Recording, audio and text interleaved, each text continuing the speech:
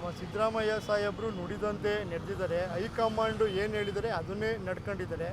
ಈ ಇದರಲ್ಲಿ ನಮ್ಮ ಹೈಕಮಾಂಡುವೇ ನಮ್ಮ ಯತೀಂದ್ರ ಸಾಹೇಬರು DCM ಮಾಡಿದರೆ ಇನ್ನೂ ನಮ್ಮ ಮೈಸೂರು ಭಾಗಕ್ಕೆ ಹೆಚ್ಚಿನ ಶಕ್ತಿ ತುಂಬ ಥರ ಆಗುತ್ತೆ.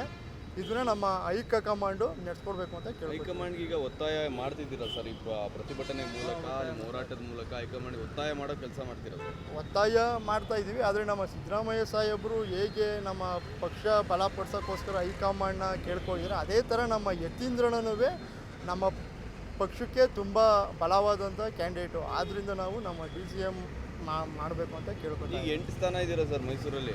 ಯತೀಂದ್ರ ಅವ್ರನ್ನ DCM ಮಾಡಿ ಅವರನ್ನು ಮುಂದೆ ಇಟ್ಕೊಂಡು ಮುಂದಿನ ಚುನಾವಣೆಗೆ ಹೋಗ್ತೀರಾ ಸರ್ ಮೈಸೂರಿನಲ್ಲಿ?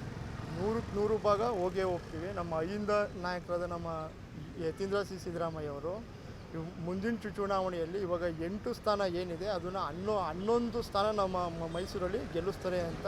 ಹಂಗೆ ಅದೇ ಥರ ಅವ್ರದ್ದು ಎಲ್ಲ 11 ಕ್ಷೇತ್ರದಲ್ಲಿ ಯತೀಂದ್ರನಾದ ಮುಖಂಡರುಗಳು ಇರ್ಬೋದು, ಅಭಿಮಾನಿಗಳು ಇರ್ಬೋದು, ಅವ್ರದ್ದಾದಂತಲೇ ಅಭಿಮಾನಿಗಳೆಲ್ಲ ಇರೋದ್ರಿಂದ 11 ಕ್ಷೇತ್ರನೂ ಮುಂದಿನ ದಿನದಲ್ಲಿ ಗೆಲ್ತೀವಿ ಮೈಸೂರು. ಈಗ ಸಿದ್ದರಾಮಯ್ಯನವ್ರ ನಂತರ ಮೈಸೂರಿನಲ್ಲಿ ಕಾಂಗ್ರೆಸ್ ಹೊಸ ನಾಯಕನ ಹುಡುಕಾಟದಲ್ಲಿದೆ. ಆ ಹೊಸ ನಾಯಕ ಯತೀಂದ್ರ ಅವರನ್ನು ಮಾಡೋದು ಕೊಟ್ಟಿದ್ದಾರೆ ಸರ್.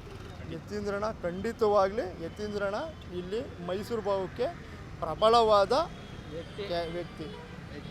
ಮುಂದಿನ ದಿನಗಳಲ್ಲಿ DCM ಮಾಡಲಿಲ್ಲ ಅಂದರೆ ನಿಮ್ಮ ಎಚ್ಚರಿಕೆ ಏನಾದ್ರು ಹೈಕಮಾಂಡ್ ಕೊಡ್ತೀರಾ ಅಥವಾ ನಿಮ್ಮ ರಿಯಾಕ್ಷನ್ ಹೇಗಿರುತ್ತೆ ಸರ್? ಮುಂದಿನ ದಿನ ನಮ್ಮ ಯತೀಂದ್ರ ಸಾಹೇಬ್ರನ್ನ DCM ಮಾಡಲಿಲ್ಲ ಅಂದರೆ ಅದು ಪಕ್ಷಕ್ಕೆ ನಷ್ಟ ಅಂತ ಹೇಳಕ್ಕೆ ಇಷ್ಟಪಡ್ತೀನಿ. ಪಕ್ಷಕ್ಕಾಗಲಿ ನಮ್ಮ ಮೈಸೂರು ನಗರ ಎಲ್ಲ ನಮ್ಮ ಮುಖಂಡರುಗಳಿಗಾಗಲಿ ಕಾರ್ಯಕರ್ತರಿಗಾಗಲಿ ನಷ್ಟ ಅನ್ನೋ ಮಾತನ್ನು ನಾವು ಹೇಳಕ್ಕೆ ಇಷ್ಟಪಡ್ತೀವಿ. ನಿಮ್ಮ ಹೆಸರು ಸರ್? ಲಕ್ಕನ್ ಯೂತ್ ಕಾಂಗ್ರೆಸ್ ಪ್ರಧಾನ ಕಾರ್ಯದರ್ಶಿ. Thank you.